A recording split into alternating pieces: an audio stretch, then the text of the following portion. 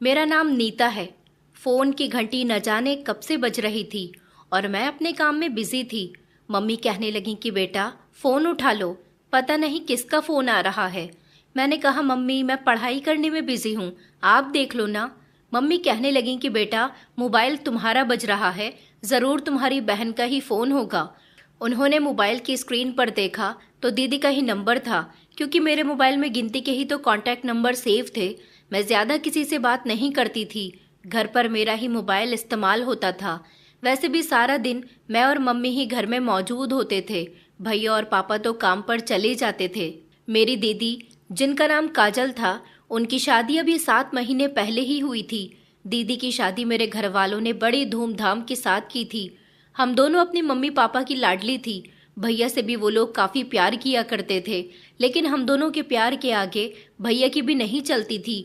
भैया हम दोनों बहनों से बड़े थे।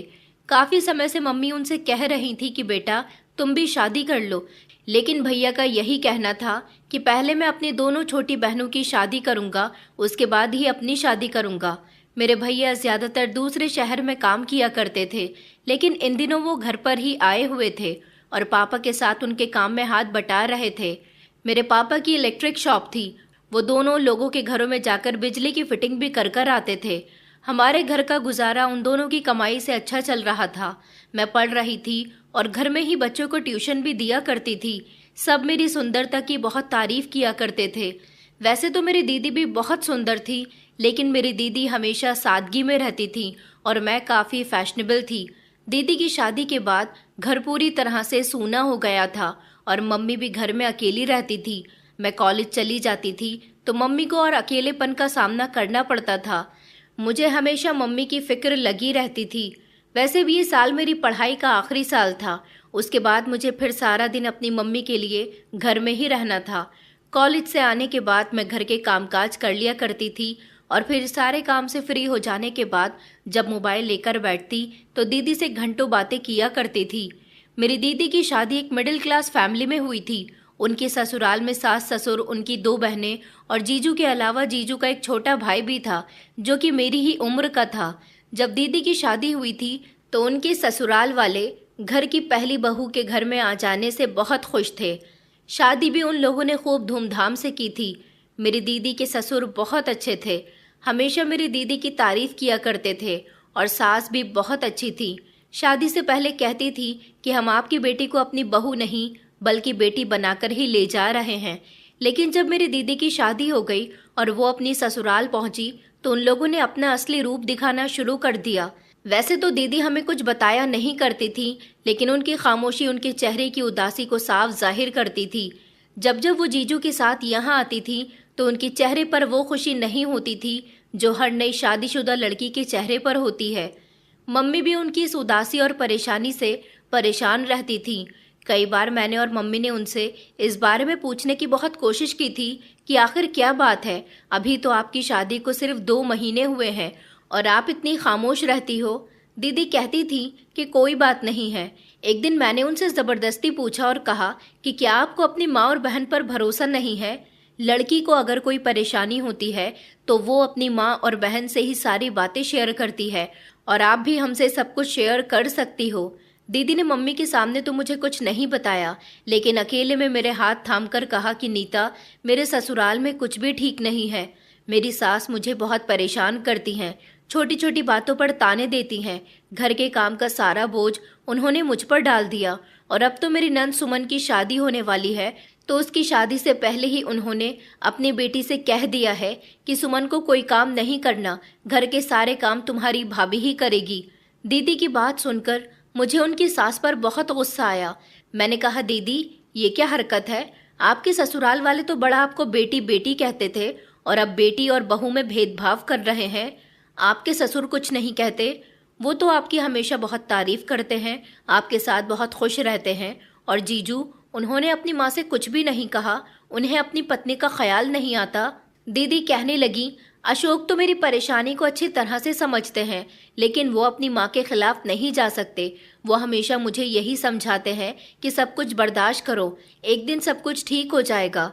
दीदी को इतना परेशान देखकर मेरी आंखों में आंसू आ गए थे। इस घर में रहते कभी मेरी बहन को किसी चीज की परेशानी नहीं हुई थी। यहाँ भी वो घर के सारे काम करती थी, लेकिन कभी उन्हें घर के कामों पर ताने नहीं दिए गए थे।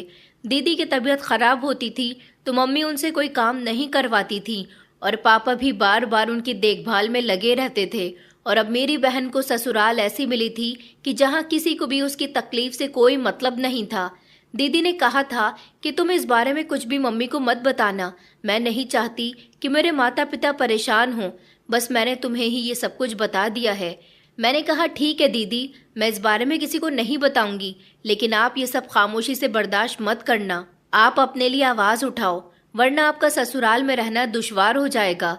दीदी कहने लगी कि हाँ मैं कुछ करूंगी। इतना कहकर वो हमारे घर से चली गई थी। लेकिन अब हमेशा मुझे अपनी दीदी की फिक्र रहती थी। कुछ समय के बाद हमें पता चला कि दीदी गर्भवती है।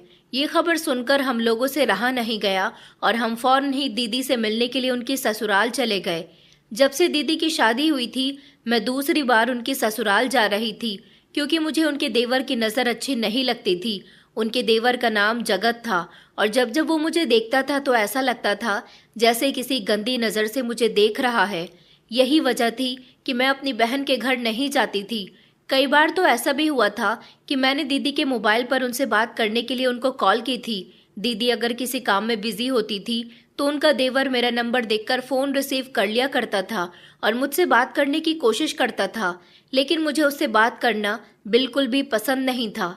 वक्त गुजरता जा रहा था और मुझे अपनी दीदी की फिक्र होने लगी थी। नॉर्मल दिनों में ही दीदी को उनकी सास इतना तंग कर रही थी, तो प्रेगनेंसी के दिनों में उनका क्या हाल करेंगी। हम लोग जब दीदी के ससुराल गए तो वहां जाकर हमें पता चला कि वो बच्चे की खबर सुनकर बहुत खुश हुए हैं, और जब से उन्हें पता चला है कि उनकी बहू माँ बनने वाली है, तब से उन्होंने अपनी बहू से घर का कोई भी काम नहीं करवाया है। ये बात कितनी सच थी और कितनी झूठ, ये तो मुझे दीदी ही बता सकती थी। जब मेरी बातचीत दीदी से अकेले में हुई तो उन्होंने मुझे बताया कि मेरी सास सच में मेरा बहुत ख्याल रख रही हैं। मेरी जान में जान आ गई थी और दिल को तसल्ली हो गई थी कि अच्छा हुआ कि मेरी बहन को ससुराल में ऐसी हालत में तो सुकून मिल जाएगा। मैं बहुत खुश हुई थी। मैंने ऊपर वाले से प्रार्थना की कि हमेशा मेरी दीदी को इस घर में सुकून मिले। हम लोग दीदी से मिलकर अपने घर वापस आ गए थे। मेरी दीदी से रोज फोन पर बात होती थी। उनके साथ उनके घर में अच्छा व्यवहार हो रहा था। फिर एक दिन पता चला कि दीदी की नंद सुमन की शादी होने जा रही है। उनके ससुराल वालों को शादी की बहुत जल्दी हो रही थी। सुमन की शादी की तारीख अगले ही महीने की तय हो गई थी और उसकी शादी जल्दबाजी में भी खूब धूमधाम से की गई। वो अपनी ससुराल मायके से ढेर सारे जेवर लेकर गई थी और लड़का भी पढ़ा लिखा था। अब दीदी की नंद, जो कि दीदी के प्रेग्नेंट होने के बाद अपनी माँ के साथ मिलकर घर का काम किया करती थी, उसकी तो शादी हो गई। तो दीदी की सास सरिता आंटी को घर के कामकाज में बहुत परेशानी हो रही थी। दीदी को तो डॉक्टर ने प्रॉपर रेस्ट बताया था, इसलिए वो बिस्तर से पैर भी नहीं उतार रही थी। उधर उनकी सास को घर के सारे काम अकेले ही करने पड़ रहे थे। उन्हें अपने परिवार के बच्चे से बहुत प्यार था, इसलिए वो मेरी दीदी का इतना ख्याल रख रही थी। अब दीदी का छठा महीना चल रहा था जब एक दिन दीदी ने मम्मी को फोन करके बताया कि यहाँ घर में कामकाज की बहुत परेशानी हो रही है। मम्मी जी का पैर सीढ़ियों से फिसल गया था, इसलिए उनके पैर में मोच आ गई है। आपसे एक रिक्वेस्ट है कि आप कुछ दिनों के लिए मेरे घर पर नीता को भेज दीजिए। वैसे भी नीता की पढ़ाई पूरी हो गई है। दीदी कहने लगी कि मैंने तो अशोक से कहा था कि वो घर में मेड रख ले, लेकिन मेरी सास ने कहा कि हमने कभी अपने घर में नौकरानी नहीं रखी, नौकरों पर हम भरोसा नहीं करते। मेरी सास कह रही हैं कि मैं कुछ दिनों के लिए नीता को यहाँ अपने पास बुला लूं। मम्मी दीदी की बात सुनकर खामोश हो गई थी। मेरी मम्मी मुझे दीदी के घर पर भेजने के लिए बिल्कुल भी तैयार नहीं थी, लेकिन दीदी और उनके घर की मजबूरी का सुनकर उन्होंने मुझे दीदी के घर भेज दिया था। हालांकि मैं खुद भी उनके देवर की वजह से उनके घर नहीं जाना चाहती थी। कभी मैं उनके घर ज्यादा समय तक नहीं रुकी थी, बस थोड़ी बहुत देर के लिए ही जाया करती थी। लेकिन अब तो मुझे अपना सामान लेकर वहां जाना था। मैंने सोच लिया था कि मैं उनके देवर से दूर रहूंगी। मैं दीदी के घर चली गई। उनकी सास अपने पैर पर दर्द की दवाई लगा रही थी। मुझे देखकर वो खुश हो गई। दीदी भी मुझे देखकर बहुत खुश हो गई थी और जीजू ने कहा कि मुझे अच्छा लगा कि तुम यहाँ आ गई हो, अब तुम खुद अपनी बहन का ख्याल रखना। दीदी के ससुर और सास तो ज्यादातर अपने कमरे में ही होते थे। जीजू ऑफिस चले जाते थे। मैंने घर के सारे काम अच्छे से संभाल लिए थे। सुबह उठते ही मैं सबको उनके कमरे में नाश्ता दे दिया करती थी और खुद दीदी और जीजू के साथ बैठकर नाश्ता किया करती थी। मुझे यहाँ आए हुए 2 दिन गुजर गए थे, लेकिन अभी तक मेरा सामना जगत से नहीं हुआ था। तीसरे दिन जब घर के दरवाजे पर दस्तक हुई तो मैं खुद ही दरवाजा खोलने के लिए चली गई थी। मैंने देखा कि दरवाजे पर जगत खड़ा हुआ था। मुझे देखते ही उसके चेहरे पर एक शैतानी मुस्कुराहट आ गई। कहने लगा कि हमारे यहाँ मेहमान कैसे आ गए। मैंने उसकी बात का कोई जवाब नहीं दिया और उसके अंदर आने के लिए रास्ता छोड़ दिया। वो अंदर घुस आया था। अंदर आते ही उसने पलटकर मुझे गौर से देखा। मैंने फौरन दरवाज़ा बंद किया और मैं वापस अपने काम में बिजी हो गई। मैं एक दिन दीदी के साथ बैठी बातें कर रही थी जब मैंने दीदी से कहा कि दीदी, मुझे आपके देवर की हरकतें कुछ ठीक नहीं लगती। दीदी कहने लगी कि हाँ, वो कुछ अजीब सा है, कोई काम धंधा भी नहीं करता और सारा सारा दिन घर से बाहर रहता है, बल्कि कभी कभी तो उसे घर में आए हुए 2-3 दिन से भी ज्यादा हो जाते हैं। पता नहीं कहाँ रहता है। अशोक तो उसके बारे में कुछ नहीं कहते और मम्मी पापा जी को उससे कोई मतलब नहीं है। उसे उसके माता पिता ने बहुत छूट दी हुई है। दीदी ने मुझे समझाया कि तुम उससे दूर रहना। मुझे भी उसकी नज़रें कुछ अच्छी नहीं लगती। मैं तो इस घर में सिर्फ अपने काम से काम रखती थी। वैसे भी मुझे यहाँ कुछ दिन ही तो रहना था। अपनी दीदी की डिलीवरी के बाद तो मुझे यहाँ से चले ही जाना था। मैं जितना जगत से दूर रहने की कोशिश करती, वो मेरे उतना ही करीब आने की कोशिश करता था। बार बार मुझसे बात करने की कोशिश करता, बार बार मेरे काम में रुकावट पैदा किया करता था, बार बार मेरे पीछे आकर खड़ा हो जाता और कहता कि मुझे तुमसे कुछ ज़रूरी बात करनी है, मगर मैं उसे इग्नोर करती और उसकी कोई बात नहीं सुनती थी। एक दिन तो उसने हद ही कर दी थी। उसने देखा कि सब लोग सो रहे हैं तो वो मेरे कमरे का दरवाज़ा खटखटाने लगा। मैंने जैसे ही दरवाज़ा खोला तो सामने जगत को देखकर मैं घबरा गई। मैंने कहा, तुम इतनी रात को यहाँ पर क्या कर रहे हो? क्या काम है? उसने कहा कि कोई काम नहीं है, बस तुम्हारे कमरे में आना चाहता हूँ, तुमसे कुछ देर बैठकर बात करना चाहता हूँ। ये कहता हुआ वो मुझे धकेल कर कमरे के अंदर दाखिल हुआ। मैं उसकी इस हरकत पर बहुत गुस्सा हो गई थी। मैंने उससे कहा कि ये क्या हरकत है? मैं जोर से चिल्लाने वाली थी। उसने मेरा मुंह पकड़ लिया और कहने लगा कि चिल्लाने की कोशिश भी मत करना। अरे मैं तुमसे 2 मिनट बात करना चाहता हूँ और तुम मुझसे भागती रहती हो। वो तो सीधे सीधे मेरे साथ जबरदस्ती करने की कोशिश कर रहा था। मैंने चीखने की कोशिश की, लेकिन उसने मेरे मुंह को मजबूती से बंद कर लिया। मुझे उस पर बहुत गुस्सा आ रहा था। मैं खुद को उससे छुड़ाने की कोशिश कर रही थी, लेकिन उसने तो ठान ली थी कि मुझे नहीं छोड़ेगा। इतने में ही किसी के कमरे की तरफ आने की आवाज़ आई। जगत घबरा गया और उसने एक ही झटके से मुझे छोड़ा और मेरे कमरे से भागता हुआ वो बाहर निकल गया। तब मुझे खुलकर सांस आई। उसकी वजह से मेरा दम घुटने लगा था, लेकिन उसने जो भी हरकत की थी वो बिल्कुल भी ठीक नहीं थी। मैंने ठान लिया था कि सुबह मैं जीजू से उसकी शिकायत करके रहूंगी। अगले दिन मैं फौरन ही दीदी के कमरे में गई और मैंने जीजू और दीदी के सामने जगत की शिकायत कर दी कि वो किस तरह से मेरे कमरे में आया था। पहले तो मेरी बात सुनकर जीजू ने यकीन नहीं किया, लेकिन जब मैंने रो रो कर उनको सब कुछ बताया तो दीदी ने भी मेरी साइड ली और कहा कि मेरी बहन बिल्कुल ठीक कह रही है। जीजू को इस बात पर गुस्सा आया। उन्होंने चिल्ला चिल्लाकर जगत को आवाज लगाई। जगत जैसे ही कमरे से बाहर आया तो जीजू ने उससे कहा कि कल रात तुम नीता के कमरे में क्या करने के लिए गए थे और तुमने उसके साथ जबरदस्ती करने की कोशिश की। ये सुनकर जगत के होश उड़ गए थे। उसे यकीन नहीं आ रहा था कि मैं उसकी शिकायत कर सकती हूँ।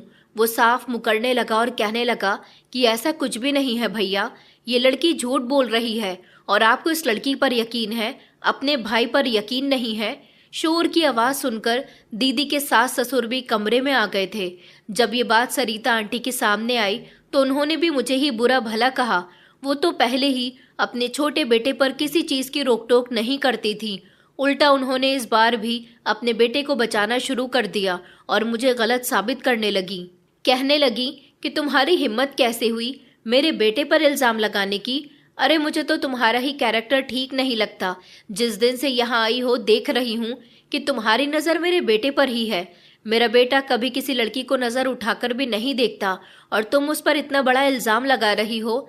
मैं रो रो कर सरिता आंटी से कह रही थी कि नहीं आंटी, सच में आपका बेटा मेरे कमरे में आया था, मैं झूठ नहीं बोल रही।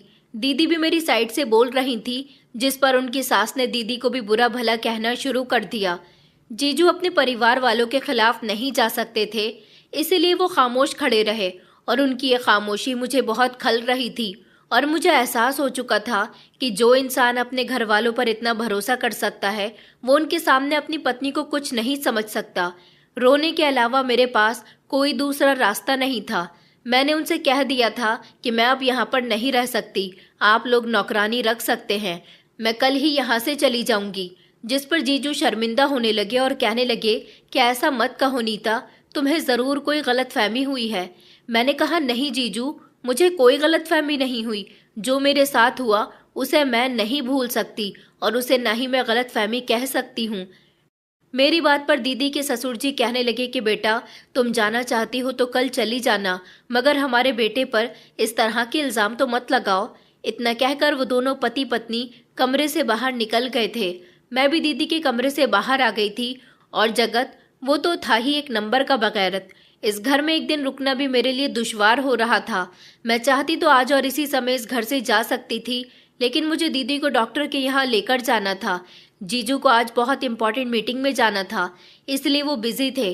दोपहर को मैं दीदी को डॉक्टर के पास लेकर चली गई थी। वहाँ पर भी मैं उदास थी। दीदी बार बार मुझसे कह रही थी कि तुम परेशान मत हो। मैंने दीदी से कहा कि दीदी, मैं झूठ नहीं बोल रही हूँ, सच कह रही हूँ। दीदी कहने लगी कि मैं जानती हूँ कि मेरी बहन इतनी बड़ी बात झूठ नहीं कह सकती। मुझे तो अपना देवर पहले ही ठीक नहीं लगता है। तुम कल चली जाना और फिर मैं दोबारा कभी तुम्हें यहाँ पर नहीं बुलाऊंगी। मुझे तुमसे मिलना होगा तो मैं खुद घर आ जाया करूंगी। जगत की नीयत अच्छी नहीं है, ये तो मैं पहले से ही जानती थी, मगर वो इतनी बड़ी गलती कर देगा ये मुझे नहीं पता था। दीदी का चेकअप होने के बाद हम लोग घर वापस आ गए थे। घर आते आते मुझे शाम हो गई थी। शाम का खाना बनाया, सबको खाना सर्व किया और उसके बाद मैं अपने कमरे में आ गई थी। फिर मुझे याद आया कि डॉक्टर ने दीदी के लिए रात को दूध से दवाई बताई थी। मैं तो दीदी को दूध देना ही भूल गई। मैं फौरन कमरे से निकली और किचन में जाकर दीदी के लिए दूध गर्म करके उसे ट्रे में लेकर दीदी के कमरे की तरफ जाने लगी। तभी अचानक किसी ने मुझे पीछे की तरफ खींच लिया। मेरी चीख निकलने वाली थी। उसने मेरे मुंह पर भी हाथ रख लिया। मेरी समझ नहीं आ रहा था कि मेरे साथ ये सब क्या हो रहा है। ये इंसान कोई और नहीं बल्कि जगत था। वो मुझे जबरदस्ती अपने कमरे में लेकर जा रहा था। उसने मुझे अपने कमरे में ले जाने के बाद कमरा अंदर से बंद कर लिया। उसने मुझे दरवाजा बंद करने के बाद छोड़ दिया। मैं उसे परेशानी से देखने लगी और मैं समझ नहीं पा रही थी कि आखिर वो मेरे साथ क्या करने वाला है। इसका मतलब कि वो मुझे घसीटकर अपने कमरे तक लेकर आया था। मैंने गुस्से से जगत की तरफ देखा तो वो अपनी बड़ी ही मुस्कुराहट के साथ मेरी तरफ देखने लगा और कहने लगा कि अब तुम्हें मुझसे कौन बचाएगा। उसकी बातें सुनकर मेरा दिल कांप रहा था। मैं इधर उधर देख रही थी, मुझे उससे डर लग रहा था। मैंने कहा, तुम मुझसे कौन सी दुश्मनी निकाल रहे हो? प्लीज मुझे छोड़ दो, मुझे जाने दो। आखिर मैंने तुम्हारा क्या बिगाड़ा है? वो कहने लगा, सुबह तुम मुझे मेरे घर वालों की नजरों में बेइज्जत करना चाहती थी ना, अब देखो तुम्हारे साथ क्या होता है। अब मैं तुम्हारी कैसी बेइज्जती करवाता हूँ। मुझे उसकी बात सुनकर बहुत दुख हुआ और मैं रोने लगी। उसने मुझे पकड़कर जोर से बिस्तर पर डाल दिया, जिस पर मेरी चीख निकल गई थी और मेरा दुपट्टा उतारकर भी जमीन पर फेंक दिया था। उसने उसी समय अपनी शर्ट का गिरेबान पकड़कर फाड़ना शुरू कर दिया और दरवाजे की कुंडी खोलकर बाहर निकल गया। मैं जल्दी से बिस्तर से उठी। मैंने अपने दुपट्टे को ठीक से अपने ऊपर डाला और उसके पीछे पीछे कमरे से निकल गई तो ये देखकर मेरे पैरों तले से जमीन निकल गई कि उसने शोर मचाकर सारे घर वालों को कमरे से बाहर बुला लिया था। सब लोग उसके चिल्लाने की आवाज सुनकर घर के हॉल में मौजूद हो गए थे। तभी जगत तेज आवाज से कहने लगा कि देखिए भैया, ये आपकी सीधी और समझदार साली मुझे पाप करने पर मजबूर कर रही थी, लेकिन मैं सीधा शरीफ लड़का, मैंने इससे मना कर दिया तो कहने लगी कि चिल्लाकर मेरी भी इज्जत खराब कर दोगे। मैं तो अपने कमरे में खामोशी से लेटा हुआ था जब ये सीधा मेरे कमरे में आई और कहने लगी कि सब लोग सो चुके हैं, मैं तुमसे बात करने के लिए आई हूँ। इसने मुझे बताया कि जब से इसने मुझे पहली बार देखा है तो ये मेरी दीवानी हो गई है, लेकिन ये किसी के सामने बयान नहीं करना चाहती, इसलिए डायरेक्ट मेरे कमरे में आ गई और सुबह जो इसने मुझ पर इल्ज़ाम लगाया वो भी इसलिए था ताकि मैं इससे बातचीत करना शुरू कर दूं, मगर मैं तो इससे दूर रहता हूं। उसकी बात सुनकर सब लोगों ने फौरन मेरी तरफ देखा तो मैंने इनकार करते हुए सर हिलाना शुरू कर दिया। मैंने कहा, नहीं, ये झूठ बोल रहा है। मैं तो दीदी के लिए किचन में दूध गर्म करने के लिए गई थी जब ये जबरदस्ती मुझे दबोचकर अपने कमरे में ले गया। इतने में ही दीदी की सास कहने लगी कि अच्छा, तुम इतनी शरीफ हो कि मेरा बेटा तुम्हें दबोचकर अपने कमरे तक ले गया और तुमने शोर मचाना तक ठीक नहीं समझा। मैंने कहा, आंटी आप एक बार मेरी बात तो सुनो। इतने में ही जीजू कहने लगे कि बस बहुत हो गया तुम्हारा नीता, तुम कल सुबह की जगह अभी और इसी समय हमारे घर से चली जाओ। मेरा भाई झूठ नहीं बोल सकता। अरे जब से यहाँ आई हो कोई ना कोई हंगामा ही क्रिएट कर रही हो। जीजू के बदलते हुए तेवर देखकर दीदी कहने लगी कि आप ये किस तरह की बातें कर रहे हो नीता के बारे में? आप तो नीता को बहुत अच्छे से जानते हो। मेरी बहन सच कह रही है। जीजू कहने लगे कि मैं अपने भाई को भी अच्छे से जानता हूँ, वो भी सच कह रहा है। उन्होंने मेरे आगे हाथ जोड़े और कहने लगे कि शुक्रिया तुम्हारा, आइंदा तुम यहाँ पर मत आना, मैं नौकरानी का बंदोबस्त कर लेता हूँ। जीजू के मम्मी पापा भी बहुत बोल रहे थे और उनका भाई तो पहले ही मुझ पर बहुत सारे इल्ज़ाम लगा चुका था। रोते हुए मैं उसी समय अपना सामान लेकर उनके घर से निकल गई थी और मेरी बहन भी मेरे लिए परेशान हो रही थी। मैं अपनी बहन के घर में किसी तरह का हंगामा नहीं चाहती थी, इसलिए मेरा यहाँ से जाना ही बेहतर है। मैं अपने घर वापस आ गई। मम्मी पापा को इस बारे में कुछ नहीं पता था। वो लोग बार बार मुझसे कह रहे थे कि तुम रात के समय क्यों आई हो, तुम तो कल आने वाली थी ना। मगर मैंने उनको कुछ नहीं बताया, कह दिया कि मेरा वहाँ मन नहीं लग रहा था, अब मैं वहाँ नहीं जाऊंगी। दीदी ने भी उनको कुछ नहीं बताया था। फिर कुछ दिन इसी तरह से गुजर गए। कई दिनों तक तो मैंने दीदी को भी फ़ोन नहीं किया था, लेकिन दीदी मुझसे बात करना चाहती थी तो मैंने उनसे बात की और कहा कि दीदी आप मेरी परवाह मत करो, आप अपनी गृहस्थी पर ध्यान दो। फिर जो कुछ दीदी ने मुझे बताया उसने तो मेरे होश उड़ा दिए थे।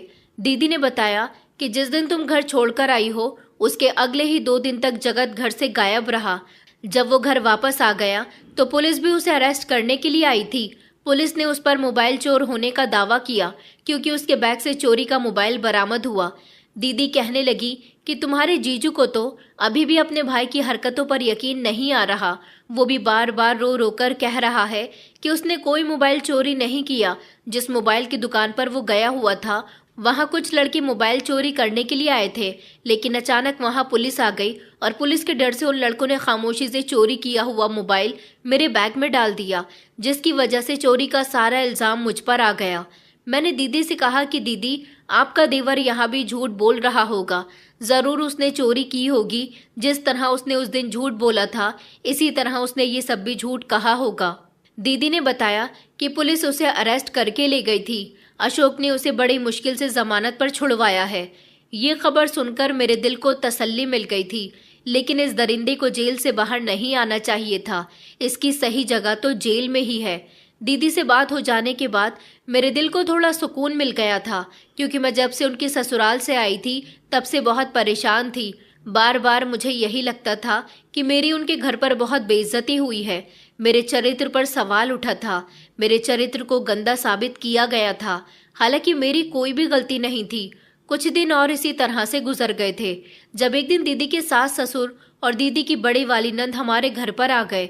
वो लोग बहुत गुस्से में लग रहे थे। सबसे ज्यादा गुस्से में तो दीदी की सास थी, जिन्होंने उस सब के बारे में मेरे मम्मी पापा को बता दिया जो उनके घर पर हुआ था, और उसका दोषी भी मुझे ही ठहराया था। दीदी का 9वां महीना चल रहा था, इसलिए वो हमारे घर पर नहीं आई थी। उन्होंने मम्मी पापा को सारी बात तो बताई ही, साथ ही ये भी कहा कि हम आपकी बेटी का रिश्ता अपने बेटे के साथ करने के लिए आए हैं, क्योंकि जो हरकत ये हमारे घर पर करके आई है उसके हिसाब से हमें लगता है कि हमें इसे ही अपने बेटे के लिए चुन लेना चाहिए। एक घर में 2 बहनें हो जाएंगी तो ठीक रहेगा। ये सुनकर मेरे पैरों तले से जमीन निकल गई थी। मैं कभी भी जगत जैसे इंसान के साथ शादी नहीं करना चाहती थी। मम्मी पापा ने मुझे घूर कर देखा और कहा कि इस बारे में तुमने हमें क्यों नहीं बताया। मैं अभी कुछ कहती, इतने में ही दीदी की नंद सौम्या कहने लगी, अरे आपकी बेटी अपनी हरकतों के बारे में अपने मुंह से कैसे बताएगी? ये हमारे भाई को पसंद करती है। हमने सोचा कि इसको अपनी भाभी बना लेते हैं, वैसे भी अच्छी लड़की है। मैंने कहा नहीं पापा, ऐसी कोई बात नहीं है, ये लोग झूठ बोल रहे हैं। और जो कुछ भी हुआ था उसमें उनके बेटे की ही गलती थी। पापा चिल्लाए और कहने लगे कि बेटा, जैसी भी बात थी तुम्हें मुझे बताना तो चाहिए था, तुम तो खामोश रही, तुमने हमें कुछ नहीं बताया। पापा ने कहा कि मैं इस बारे में पहले काजल से बात करूंगा, सच क्या है ये मुझे काजल ही बता सकती है। पापा ने जगत के घर वालों से कह दिया था कि हम आपको सोच समझकर जवाब दे देंगे, लेकिन इससे पहले मम्मी पापा ने दीदी को अपने घर मिलने के लिए बुलाया था। मुझे उम्मीद थी कि दीदी पापा को सब कुछ सच सच बता देंगी और फिर ये रिश्ता कभी भी नहीं होगा, मगर मुझ पर मुसीबत का पहाड़ तो तब टूटा था जब मेरी अपनी ही बहन ने कहा था कि मेरे ससुराल वालों ने आपको जो भी बताया है वो सब सच है। ये सब सुनकर मेरे पैरों तले से जमीन निकल गई थी। मुझे अपनी बहन से ऐसी उम्मीद नहीं थी। मैंने कहा दीदी, आप ये सब क्या कह रही हो? आपका मतलब है कि मैं आपके देवर पर सच में डोरे डाल रही थी? दीदी ने नजर फेर कर जवाब दिया, हाँ तुम कुछ ऐसा ही करके आई हो। मेरे ससुराल वाले वो लोग अब इज्जत से यहाँ तुम्हारा रिश्ता लेकर आए हैं, तो तुम्हें क्या प्रॉब्लम हो रही है? दीदी ने पापा मम्मी और भाई की तरफ देखते हुए कहा कि इसकी शादी मेरे देवर के साथ ही करवा दीजिए, ताकि आगे चलकर आप लोगों को किसी बड़ी मुसीबत का सामना ना करना पड़े। ये सब सुनकर मेरे भैया भड़क उठे और कहने लगे, हमने तुम्हें दीदी के घर पर उनका ख्याल रखने के लिए भेजा था, ना कि ये सब कुछ करने के लिए। मैंने कहा, आप लोगों को मेरी बात पर यकीन क्यों नहीं आता है? मगर मेरी बात का कोई भी यकीन करने के लिए तैयार नहीं था। अगर दीदी सब कुछ सच सच बता देती तो शायद मेरा रिश्ता जगत के साथ तय ना होता। मेरा रिश्ता जगत के साथ तय कर दिया गया था, क्योंकि मेरे घर वालों की भी यही मर्जी थी। मैं बहुत रो रही थी, लेकिन मेरे रोने का असर किसी पर नहीं हुआ था। दीदी की डिलीवरी में 1 हफ्ते का टाइम रह गया था और उनकी डिलीवरी होने के बाद ही मेरी शादी की तारीख तय कर दी गई थी। फाइनली दीदी की डिलीवरी भी हो गई थी और उन्हें बेबी बॉय हुआ था। लेकिन जब उनकी डिलीवरी को भी 1 हफ्ता पूरा हो गया तो उसके बाद सिंपल तरीके से मेरी और जगत की शादी कर दी गई। एक ऐसे इंसान के साथ मेरी शादी हुई जिसके साथ मैं अपना नाम भी जुड़ना पसंद नहीं करती थी। उसके साथ पूरा का पूरा मेरा नसीब ही जोड़ दिया गया था। मैं अपने आप को बड़ी बदकिस्मत समझ रही थी जो अपनी सफाई में किसी के सामने कोई सबूत पेश न कर सकी और इस बिगड़े हुए इंसान की जिंदगी का हिस्सा बन गई। मुझे दीदी दुल्हन बनाकर जगत के कमरे में ले गई थी। दीदी मुझसे कोई बात नहीं कर रही थी। जब दीदी मेरे कमरे से जाने लगी तो मैंने उनसे कहा कि आपने मुझसे कौन से जन्म का बदला निकाला है दीदी? आपने भी अपनी बहन पर इल्जाम लगा ही दिया। अगर आपको मेरे साथ ऐसा ही करना था तो मुझे बता देती। दीदी नरम पड़ गई और कहने लगी कि मुझे माफ कर दो नीता, तुम नहीं जानती ये लोग तुम्हारी सोच से भी ज्यादा चालाक है। दरअसल जगत ने सच में कोई चोरी नहीं की थी, लेकिन उस पर चोरी का जो इल्जाम लगा था उसकी वजह से उसकी बहुत बेइज्जती हो गई थी। सारे रिश्तेदारों में, मोहल्लों में, यहाँ तक कि मेरी सास उसके लिए रिश्ता तलाश कर रही थी, लेकिन कोई भी उसकी बेइज्जती होने के बाद उसे अपने घर की बेटी देने के लिए तैयार नहीं था। फिर मेरी सास के दिमाग में आया कि क्यों ना वो तुम्हें ही जगत के लिए इस घर में लेकर आ जाएं। फिर उन्होंने मुझे ब्लैकमेल करना शुरू कर दिया और कहा कि अगर मैंने तुम्हारा और जगत का रिश्ता नहीं करवाया तो मेरे ससुर मुझे और मेरे पति को इस घर से निकाल देंगे। और तुम नहीं जानती कि मेरे पति की फाइनेंशियल कंडीशन बहुत खराब चल रही है। ऐसे में अगर हम लोग घर से निकल गए तो हम कहाँ जाएंगे और कैसे अपना गुजारा करेंगे? और फिर मेरा बच्चा भी तो इस दुनिया में आने वाला था। मुझे माफ करना नीता, मैं खुद गर्ज हो गई थी, बस इसीलिए मैं ये सब कुछ करने पर मजबूर हो गई। लेकिन मैं तुम्हें सच बताती हूँ, जगत पूरी तरह से बदल गया है। उसने जो तुम्हारे साथ किया वही सब कुछ उसके साथ भी हुआ। उसने तुम पर गलत इल्जाम लगाया तो उसके ऊपर चोरी का इल्जाम लग गया, जिसकी वजह से उसकी बहुत बेइज्जती हुई और कुछ दिनों के लिए तो वो जेल में भी चला गया। बस तब उसे रियलाइज हो गया कि उसने तुम्हारे साथ गलत किया था, इसलिए उसके साथ भी गलत हुआ। मैंने कहा दीदी बस ये नाटक मत कीजिए, वो घटिया इंसान कभी नहीं सुधर सकता। अब तो मेरी उसके साथ शादी हो गई है। मेरे घर वालों की मर्जी के मुताबिक मैंने ये शादी की है और फिर आपके झूठ बोलने की वजह से आपने अपने फायदे के लिए अपनी बहन को बलि का बकरा बना दिया। अब जो भी है जैसा भी है, मुझे तो जगत को अपना पति स्वीकार करना ही पड़ेगा। लेकिन याद रखना, मैं आपको कभी माफ नहीं करूंगी दीदी। इतना कहकर मैंने दीदी से अपना मुंह फेर लिया था। तभी दरवाजे पर दस्तक हुई तो दीदी समझ गई कि जगत कमरे में आने वाला है। दीदी रोते हुए अपनी आंखों से आंसू साफ करते हुए कमरे से बाहर निकल गई थी। वो घटिया इंसान जिसने मुझे बेइज्जत करने में कोई कसर नहीं छोड़ी थी, उसे कमरे में आते हुए देखकर मुझे बहुत गुस्सा आ रहा था। लेकिन अब मुझे अपने गुस्से पर कंट्रोल करना था, क्योंकि वो मेरा पति बन चुका था। मुझे लगा कि आज भी वो मेरे साथ किसी न किसी तरह की कोई बदतमीजी तो जरूर करेगा। लेकिन मुझे हैरानी तो तब हुई जब वो खामोशी से मेरे पास आकर बैठ गया और मेरे आगे हाथ जोड़कर मुझसे माफ़ी मांगने लगा, जिस पर मुझे समझ आ गया था कि दीदी ने मुझे उसके बारे में जो भी बताया था वो सब कुछ सच है। उसने मुझसे माफ़ी मांगी और कहने लगा कि मुझे अपनी गलती का एहसास हो गया नीता, मुझे माफ़ कर दो। लेकिन मैं उसे किसी भी हाल में माफ़ नहीं करने वाली थी। उसने मुझे हाथ तक नहीं लगाया और दूसरे कमरे में चला गया। मैं इसी कमरे में लेटकर सो गई थी। सुबह दरवाजे की जोरदार आवाज से मेरा स्वागत हुआ, जब मेरी सास ने कहा कि महारानी, कब तक सोती रहोगी? यहाँ तुम्हें सोने के लिए नहीं लेकर आए हैं, जल्दी से उठो और कामकाज में लग जाओ। इतनी देर तक तो तुम्हारी बहन भी नहीं सोती जितनी देर तुमने लगा दी है। नई नवेली दुल्हन का स्वागत कुछ इस तरह से इस घर में किया गया था। बस उसी दिन से घर के सारे कामकाज मुझ पर डाल दिए गए थे। दीदी के पास छोटा बेटा था, वो अपने बेटे को संभाला करती थी। सास घर में आराम करती थी। इस घर में बहू नहीं बल्कि मुझे नौकरानी बनाकर लाया गया था। मेरा दिन रात यहाँ दुश्वार हो रहा था। मुझे अपनी जिंदगी बुरी लगने लगी थी, मगर मैं रोती रहती थी, सब्र करती थी और अपने आंसू पीती रहती थी। मेरी सास को तो हमेशा अपनी दोनों बेटियों से फोन पर बात करने से फुर्सत ही नहीं होती थी, लेकिन अब कई दिनों से वो बहुत परेशान नजर आ रही थी, क्योंकि उनकी छोटी बेटी सुमन की तरफ से कोई फोन नहीं आ रहा था। मेरी सास ने फैसला किया कि वो अपने पति के साथ सुमन के ससुराल जाएंगी और देखेंगी कि आखिर वो आजकल है कहाँ, क्योंकि वो काफी समय से अपने मायके भी नहीं आई थी। इधर जगत मुझसे दूर दूर रहता था, न मुझसे बात करता था, न मेरे सामने आया करता था, और अब तो उसने नौकरी पर भी जाना शुरू कर दिया था। जिस दिन मेरी सास अपनी बेटी के घर जाने की तैयारी कर रही थी, उसी दिन एक नया हंगामा खड़ा हो गया, जब सुमन रोते हुए अपने मायके में दाखिल हुई और अपनी माँ के गले से लगकर फूट फूट कर रोने लगी। हम दोनों बहनें ये सब कुछ खड़े होकर देख रहे थे।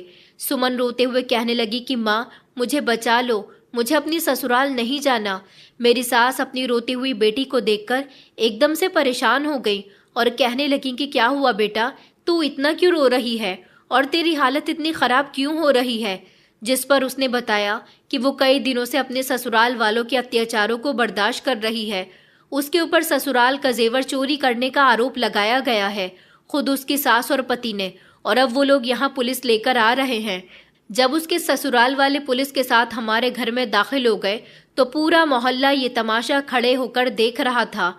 उसका पति सुमन पर आरोप लगाने लगा कि आपकी बेटी हमारे घर से सारे जेवर चोरी करके यहाँ लेकर आई है और हमें पूरा यकीन है कि इसमें आप लोगों का पूरा पूरा हाथ है।